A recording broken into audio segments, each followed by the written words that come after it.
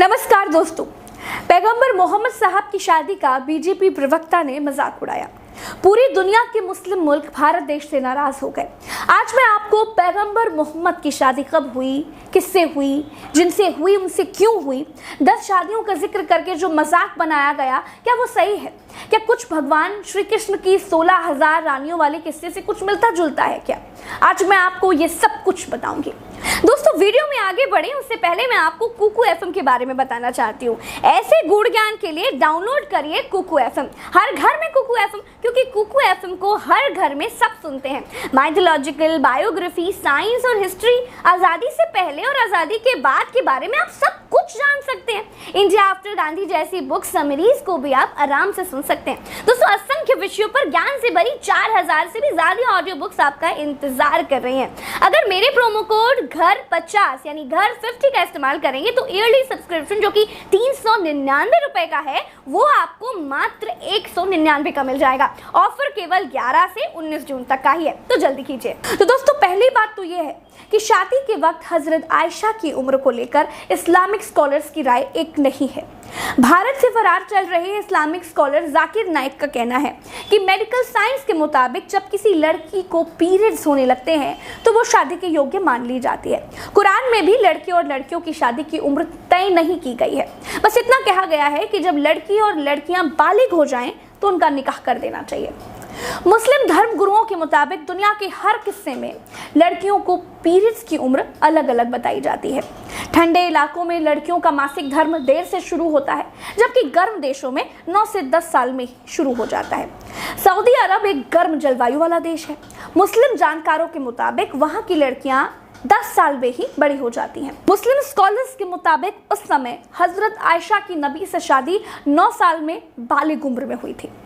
दारुल उलूम देवबंद की वेबसाइट दारुल इफ्ता के मुताबिक हजरत मोहम्मद साहब से हजरत आयशा की जब शादी तय हुई थी तब उनकी उम्र 6 साल की थी। जब उनकी रुखसती यानी जब उनकी विदाई हुई, यानी जिसे गौना भी कहा जा सकता है, तब उनकी उम्र 9 साल कुछ महीने की थी।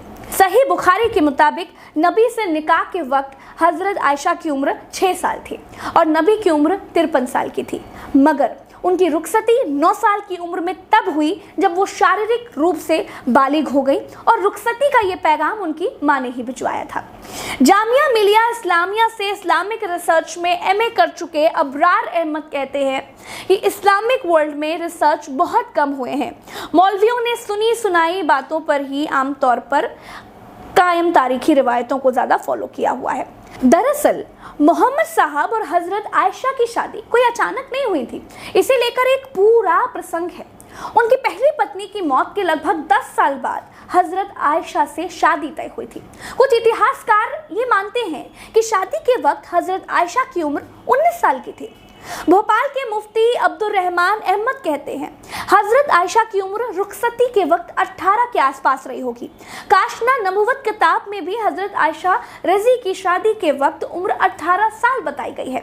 उनकी पहले से कहीं शादी तय थी और लड़के वालों ने किसी बात से शादी से मना कर दिया था। इसकी खबर एक औरत ने हुजूर तक पहुंचाई और फिर इसके बाद हजरत आयशा रजी की माँ के पास शादी का पैगाम भेजा गया था।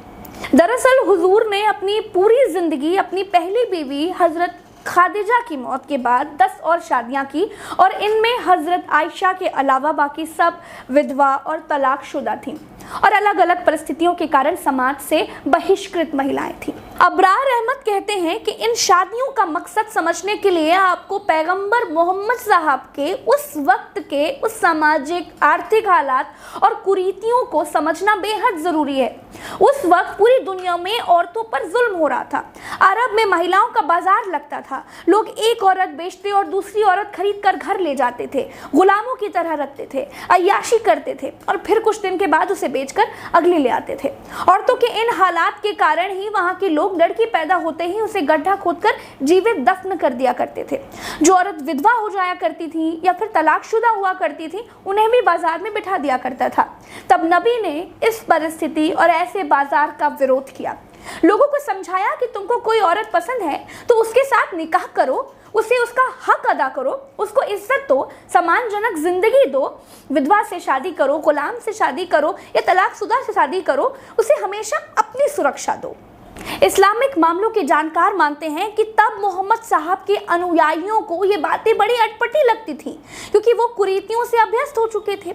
इसीलिए उन्होंने लोगों का माइंडसेट बदलने के लिए समाज में अलग अलग कारणों से बहिष्कृत और घृणित समझे जाने वाली 9 औरतों से शादी करके अपने समर्थकों और अपने अनुयायियों को ये दिखाया कि तुम्हारे पैगंबर साहब इनसे शादी कर रहे हैं तो तुम क्यों नहीं कर सकते हो।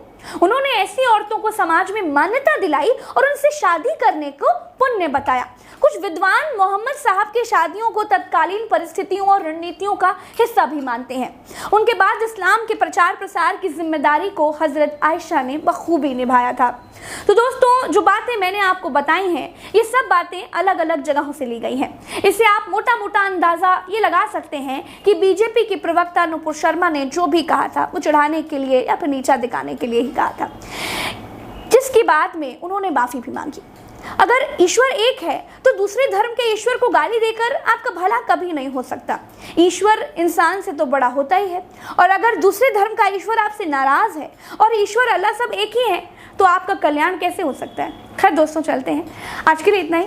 राम राम, दुआ सलाम, जय हिंद। अगर आप सच के साथी हैं ना तो मुझे ट्विटर पर @प्रज्ञा नाम से खोजकर फॉलो जरूर कीजिएगा। साथ आएंगे तो सच को और मजबूती मिलेगी। अज्ञानियों के सामने ज्ञान का दीपक जलाने वाले हाथ और बढ़ जाएंगे। अगर ऐसा होगा तो सच्चाई का उजाला होगा और सच्चाई का बोलबाला होगा, झूठ का मुंह काला होगा। जय हिंद, जय भारत।